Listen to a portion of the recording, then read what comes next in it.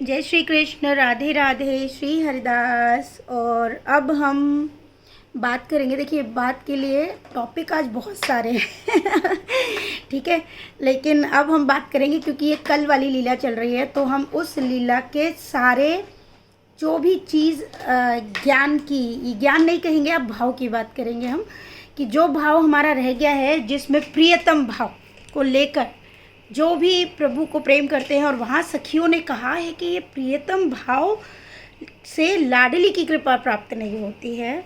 इसका जो गोपनीय भाव है उसको समझने की हम आज बात करते हैं, और जिन्हें समझ आए तो वो तो फिर आप कमेंट करेंगे ही, है ना। तो हम शुरुआत करते हैं पहले कुछ पंक्तियों से, और कुछ नॉर्मल हम जानने की कोशिश करेंगे पहले, क्योंकि जब भी कभी प्रियतम की बात आती है तो हम मनुष्य जो भौतिक जीवन में हैं, इस मृत्यु लोक पर हैं, हम क्या समझ रहे होते हैं। सोचिए, प्रियतम मतलब प्रेमी, और प्रेमी से हमारी क्या क्या आकांक्षाएं होती हैं हमारी। अब चाहे वो प्रभु हैं, लेकिन आपने मान तो प्रियतम लिए। अब उस प्रियतम से आपके बहुत सारी चीज़ें स्पष्ट होने लगती हैं।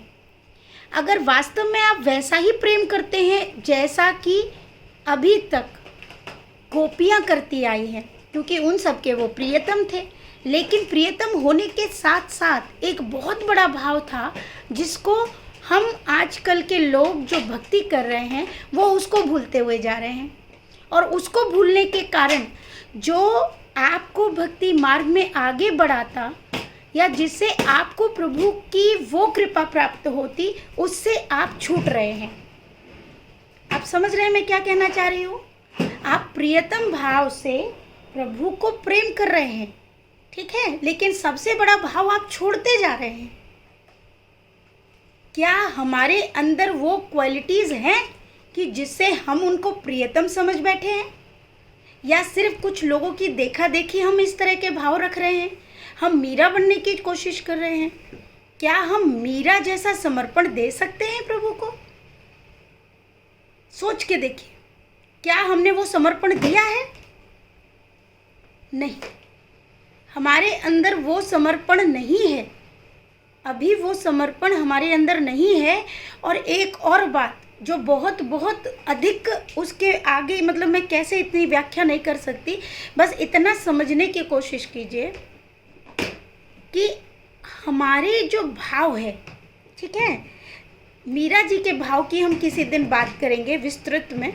आज हम सिर्फ उनकी बात करेंगे जो प्रियतम से रिलेट करती हैं। पहले हम नॉर्मल भाव पर आते हैं, और नॉर्मल भाव की शुरुआत होती है जैसे कि एक बार सभी रानियां तथा गोपियां श्री कृष्ण को अपना प्रियतम मानकर प्रेम करती हैं। इस प्रश्न का उत्तर वो राधा जी से मांगती हैं, और क्या कहती हैं सुनिए। क्या राधा जी तुम्हें ईर्ष्या नहीं होती? क्या आपको ईर्ष्या नहीं होती कि इतनी सारी रानियां हैं जो गोपियां बनकर श्री कृष्ण को इतना प्रेम करती हैं? ठीक है, तो इस पर राधा रानी जी क्या कहती हैं, इस बात को समझने की कोशिश कीजिएगा। राधा रानी जी कहती हैं, यदि एक चकोर चंद्रमा पर अपना अधिकार कर ले तो बाकी सब चकोर तो मर जाएंगे। यानी कि प्रभु कौन है, समझ के देखिए।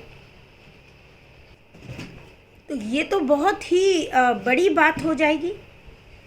चंद्रमा तो केवल एक ही है, परंतु चकोर तो बहुत हैं। और इसी पर राधा रानी जी कहती हैं कि कल्पना कीजिए, यदि एक चकोर चंद्रमा पर अपना अधिकार कर ले तो बाकी सभी चकोर तो मर जाएंगे। इसी प्रकार सूर्य एक है, हम सब उसी के प्रकाश से दृष्टि पाते हैं। यदि कोई एक सूर्य पर अधिकार कर ले तो बाकी सब नेत्रहीन हो जाएंगे। संक्षेप में हम कह सकते हैं कि श्री कृष्ण ही प्रेम तत्व हैं। समझ रहे हैं आप सभी कि श्री कृष्ण ही प्रेम तत्व हैं। यदि मैं उन पर अपना एकाधिकार कर लूँगी तो अन्य जीव उनके प्रेम से वंचित रह जाएंगे। दूसरी बात यह है कि मेरे श्याम सुंदर अन्य जीवों से प्रेम करके सुख प्राप्त करते हैं। ये बात स्वयं कौन कह रहा है? स्वामिनी राधा जी कह रही हैं। तो मुझे कोई आपत्ति क्यों होगी? उनका समर्पण भाव आपको समझ में आया? एक तो यहाँ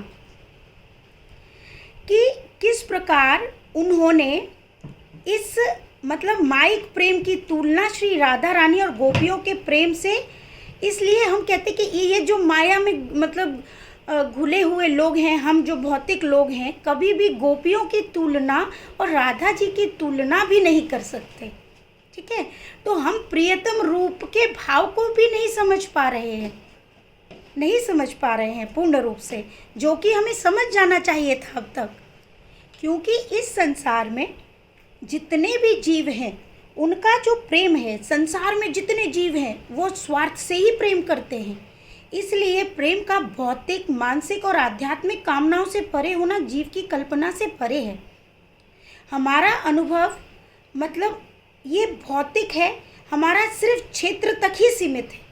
हम इस प्रेम को कहाँ तक लेके जाते हैं, जितनी हमारी सोच समझ होती है ना। अतः इस दिव्य प्रेम को भी उसी पैमाने में नापने लगते हैं।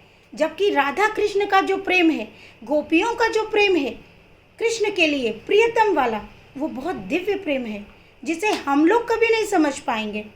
ठीक है, लेकिन चलिए हम इस पे भी थोड़ी सी तुलना तो कर ही सकते हैं, है कि नहीं। कैसे तुलना करेंगे, चलिए देखते हैं। और इसलिए हम मनुष्य दिव्य प्रेम को भी उसी पैमाने में नापने लगते हैं जितना प्रेम हम जानते हैं, है ना। हम यही करते हैं ना। अब इसके बाद देखिए कि जितना भी प्रेम हम माइक रूप में कर रहे होते हैं, मोह में फंसकर जो हम प्रियतम रूप में प्रेम कर रहे होते हैं, वो हम स्वसुख के लिए करते हैं। ठीक है, मतलब स्वयं के सुख के लिए करते हैं, जबकि स्वसुख वासना की गंध भी नहीं होती। याद रखिएगा, माइक प्रेम को काम या राग कहते हैं, जिसका आधार केवल और केवल स्वार्थ है, जबकि दिव्य प्रेम स्वार्थ रहित होता है, जिसमें सिर्फ देना ही देना होता है। अब हम इसकी तुलना भी कर सकते हैं बहुत छोटे से स्वरूप में। जैसे कि हम कह सकते हैं कि काम वासना में लिप्त हम लोगों के लिए प्रेम क्या है। काम सीमित मात्रा का होता है हम जैसे लोगों के लिए, और सीमित काल के लिए होता है, उसके बाद वो समाप्त हो जाता है। लेकिन दिव्य प्रेम कैसा होता है, प्रेम में हर क्षण प्रेम सुधा से भरा होता है तथा अनंत काल के लिए होता है। उसका कोई काल, उसका कोई सीमा नहीं है, वो चलता ही जाता है। उसी प्रकार हम जैसे लोगों के लिए काम की सफलता इंद्रियों के सुख पर निर्भर करती है ना। हम कैसे, हम तो प्रभु से भी इंद्रिय सुख प्राप्त करने की कोशिश करते हैं। अब इतना डीप अभी मैं नहीं जाऊंगी। वो कैसे कि प्रभु सिर्फ मेरे हैं। हम लोग यहाँ पर भी अपनत्व दिखाने लगते हैं, हमारे अंदर स्वार्थ सिद्धि आ जाती है ना। जबकि दिव्य प्रेम कैसा है, प्रेम की सफलता प्रेमास्पद की सुखी होने पर निर्भर करता है ना। कितना अंतर है। जबकि हम लोग जो प्रेम करते हैं, मान लीजिए कि हमें प्रभु कुछ दिन के लिए कोई घटना न दिखाएं, कुछ न करें, हम प्रभु के लिए कर रहे हैं, लेकिन हमको कोई चमत्कार नज़र नहीं आ रहा है, हमारे साथ कोई भी प्रभु साथ नहीं दे रहे हैं, और हम लगे हुए हैं, और हमको लगेगा कि भैया अब मान लीजिए कि हमारे यहाँ श्री विग्रही हमारे यहाँ से कोई ले जाता है, तो हमारे लिए तो वियोग होना शुरू हो जाएगा। और जब प्रभु नहीं होंगे तो वही वियोग एक दिन कैसा होगा कि हम इस प्रेम को भी समाप्त कर देंगे, है ना। कि आप क्या सोचने लगोगे, अरे भगवान ही नहीं चाहते, भगवान नहीं चाहते हैं कि वो हमारे पास रहें। लेकिन दिव्य प्रेम कैसा होता है, वहाँ वियोग में भी वो निरंतर रात दोगुनी चौगुनी जो है वो बढ़ता जाता है, उसकी कभी समाप्ति नहीं होती। क्या हम ऐसा प्रेम करते हैं? सोच के देखिए, क्या हम ऐसा प्रेम करते हैं प्रभु से? तो आज हमने जो ये छोटी सी मैंने व्याख्या की है, सिर्फ ये है पहले तो दिव्य प्रेम। अब हम बात करते हैं गोपियों के प्रेम की बात, जो लोग कहते हैं हम गोपी बन गए हैं। ठीक है, गोपियों का भाव सबसे पहला आप ये समझिए कि गोपियों का भाव क्या था। उनके लिए राधा जी स्वामिनी थी। क्या थी? स्वामिनी। और कृष्ण कौन? स्वामिनी के प्रीतम। और स्वामिनी के प्रीतम, लेकिन सुख प्रदान करना, अपने आप को उनको समर्पित करना। लेकिन भाव क्या था? स्वयं को राधा नहीं बनाना था उनका भाव। आप सब समझ रहे हैं मैं क्या कहना चाहती हूँ? ये बहुत बहुत गहरी बातें हैं जो आपको समझनी होंगी। राधा और कृष्ण दोनों एक हैं, सबसे पहले तो ये समझ लीजिए। एक का एक से ही मिलन हो सकता है। आप ये कोशिश करो कि पानी में आप नमक मिला देंगी तो पूर्ण रूप से नमक भी नहीं मिलता है, ठीक है। क्या वो मिल जाएगा, लेकिन आपको कहीं ना कहीं उसके स्वभाव में आपको पता चल जाएगा कि इसमें नमक मिला हुआ है। पानी से सिर्फ पानी मिल सकता है, ठीक है। तो कृष्ण से कौन मिल सकता है? सिर्फ कृष्ण मिल सकता है। और राधा क्या है? वो स्वयं प्रेम है, और स्वयं प्रेम है, प्रेम की पराकाष्ठा से भी ऊपर है, जिसे ब्रह्मा जी नहीं जान पाए। तो हम मनुष्य उनको जानने की चेष्टा करते हैं, और हम स्वयं को क्या मानने बैठते हैं? भाई हम प्रियतमा हो गए, वो हमारे प्रीतम हो गए, हम उनके जब प्रीतम हो गए तो प्रियतमा समझ ही बैठे ना। क्या ऐसा दिव्य प्रेम आप करते हैं? ये जो मैं कहना चाहती हूँ, या सखियों ने इस चीज़ को बोला लीला में, तो वो मनुष्यों को समझने की ज़रूरत है, बहुत अधिक समझने की ज़रूरत है। जितनी भी गोपियाँ थीं, उनका भाव कृष्ण के लिए जो था ना, वो कृष्ण से पढ़कर उनके अंदर एक सबसे बड़ा भाव था कि राधा जी उनकी स्वामिनी है। आपने बहुत सारे भावों के बारे में सुना होगा, सहचरी से लेकर कांकरी, और भी बहुत सारे भाव। इन सब में सबसे बड़ा भाव या मूल रूप से जो प्राप्त कर सकते हैं, जिसे सिर्फ राधा प्राप्त कर सकती थी, क्योंकि राधा जी स्वयं कृष्ण है, वो प्रेम में स्वयं कृष्ण है, और कृष्ण से सिर्फ कृष्ण मिल सकते हैं, कोई और नहीं। जब राधा जी को ये चीज़ नहीं, मतलब अगर मैं ये कहना चाह रही हूँ कि जिस प्रकार राधा जी स्वयं को कभी विस्तार में किसी को नहीं बता सकती कि वो क्या हैं, हम तो उनके तुच्छ मात्र इतना सा भी, मैं मतलब यहाँ पे अब दिखा तो नहीं सकती, इतने से भी भाव जो है प्रकट नहीं कर पाते हैं, और हम भौतिक रूप में उनके लिए इस तरह की भावनाएं लेते हैं, भावनाएं जो भी है पता नहीं क्या क्या, और लेकर हम उस रूप में उनको प्रेम करने लगते हैं, और हमको लगता है कि हम पर वो सारी कृपा प्राप्त हो रही है। क्या आपके मन में वास्तव में राधा जी के लिए स्वामिनी वाला भाव है? और वो स्वामिनी के प्रीतम हैं, आपके भी प्रियतम हो गए, क्योंकि आपने उनको सुख देने के लिए सारी चीज़ों को त्याग दिया। क्या आपने त्यागा है? ये सिर्फ भौतिक रूप में मैं बोल रही हूँ, या त्यागने की भी बात नहीं है। यहाँ बात बस इतनी है, गोपियों का प्रेम कितना अधिक था, जो कि कितने भी जन्म अपने सिर्फ कान्हा जी को सुख प्रदान करने के लिए था, जिसमें राधा जी सर्वोच्च सदैव रही। वो भाव हम सब नहीं ले पाते हैं, भले ही हम सब भाव से उनको प्रेम करते हैं। यहाँ पर सखियों का सिर्फ यही कहना था, उसके मूल रूप को समझिए। सखियाँ ये नहीं कहती हैं कि आप प्रियतम रूप से प्रभु को प्रेम न करो, लेकिन प्रियतम रूप से प्रेम करने से पहले आपको आपके अंदर वो दिव्य प्रेम भी विराजमान होना चाहिए, वो भाव भी तो होना चाहिए। आप सब सोचिए। चलिए एक छोटी सी मैं आप सब ने सुनी होगी, मैं वो कथा भी सुना देती हूँ कि एक बार नारद जी आ जाते हैं कृष्ण जी के पास, और किसी बात पर बहस चल रही थी कि उन्होंने कहा कि आप गोपियों से इतना अधिक प्रेम आपका है, ये सब क्या है? तो वो कहते हैं कुछ नहीं, मेरे ना पेट में बहुत दर्द हो रहा है, आप देखते जाइए। रानियाँ भी हमेशा ये सवाल करती थी, राधा रानी, या सिर्फ ये गोपिकाओं के लिए है तो, कि इस तरह का कैसा प्रेम है ये ब्रजवास की गोपियों से आपका, इतनी रानियां हैं आपकी, पटरानियां हैं। लेकिन लोगों को अभी तक ये नहीं पता कि ये पटरानियां के भाव क्या है। सबने एक ही चीज़ सबको समझ लिया, तो उसमें वो कहते हैं कुछ नहीं, चलो तुम एक काम करो, मेरे पेट में बहुत दर्द है, और जाओ सारे ना मेरी रानियों से कह दो कि मुझे उनकी रज की धूल चाहिए, मतलब उनके चरणों की धूल चाहिए, रज चाहिए।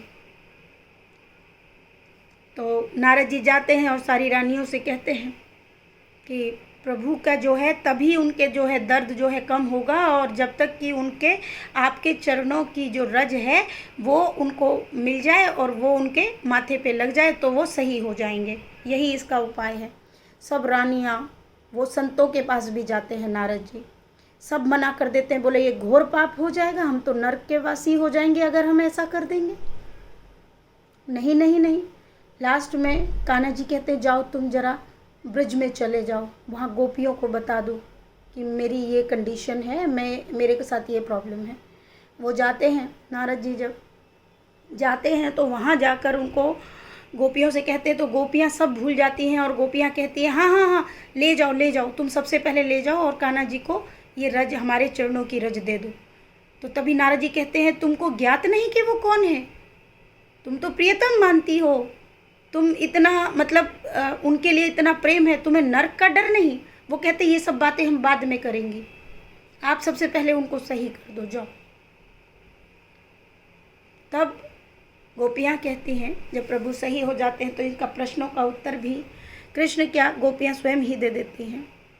इस बात का कि हमें नरक मिले, हम इस बात को याद रख के जिनसे हम प्रेम करते हैं, जिनको हम सुख देने के लिए कितने भी जन्म ले सकती हैं, कितने भी जन्म कुचल सकती हैं, मर सकती हैं,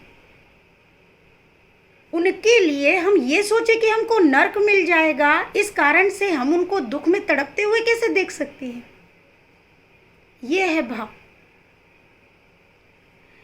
ये जो भाव है, इस भाव को ब्रज की गोपियाँ, गोपियों के लिए वो कौन से प्रियतम थे ये मत सोचिए आप ये सोच लो स्वामिनी के प्रियतम थे वो, उनके भी प्रियतम हो गए। क्यों हो गए प्रियतम? प्रियतम का मतलब सोचिए, हम भौतिक लोगों की तरह मत सोचिए ये प्रियतम। हम लोगों की जो पराकाष्ठा है वो बहुत ही खराब है। हम लोग तो भाई स्वार्थ से घिरे हुए लोग होते हैं। हम लोगों के लिए भगवान के दिव्य प्रेम को समझ पाना बहुत अलग है। इसीलिए कहा जाता है कि प्रभु से प्रेम करिए, ऐसे रूपों में, ऐसे भाव में उनसे प्रेम करिए जो बहुत शुद्धता के साथ आप कर पाए। और सबसे शुद्ध भाव मेरे हिसाब से जितना मैं जान पाई हूँ वो शायद ममता से भरा हुआ सखा स्वरूप या सखी स्वरूप है सबसे अधिक। प्रिया प्रियतम ये रूप हरिदासी संप्रदाय में रखा गया है, जो सखी संप्रदाय के नाम से भी प्रचलित है। आप इसमें प्रिया और प्रियतम वही है, हम सब प्रिया प्रीतम नहीं हो सकते। प्रिया प्रीतम सिर्फ राधा कृष्ण हो सकते हैं, याद रखिएगा। स्वयं को इस बात से दूर रखिएगा। यही एक वजह थी कि इस भाव को जो पार कर ले वो है, और बाकी आप मनुष्य होकर प्रभु के दास हैं। हम लोग, हम दास हैं, दास और दासी हैं हम। उस भाव को हम लोग देखिए कहाँ तक ले गए हैं। अब आप सबके ऊपर है, क्या मैंने सही कहा या कुछ गलत कहा, क्या आप मेरे इन विचारों से सहमत हैं या नहीं हैं। और अगर लगता है किसी के भाव को ठेस पहुंची हो तो उसके लिए माफ़ी चाहती हूँ। लेकिन जो चीज़ प्रभु ने मुझे बताई वो मैंने आप तक पहुंचा दी। प्रभु क्या स्वयं जो राधा रानी बता रही हैं उस चीज़ को समझने की कोशिश करें। अगर आप उस पराकाष्ठा से बहुत ऊपर है तो आप ज़रूर इस भाव को आगे लेके जाएं। और आपको लगता है कि इस पराकाष्ठा में आप प्रभु के उस भाव पर इतना समर्पित अगर नहीं है तो आप कृपया करके अपने भाव को रखिए, उस भाव को रखिए। प्रिया प्रीतम उनको ही रहने दीजिए, स्वयं के प्रीतम बताने की ज़रूरत नहीं।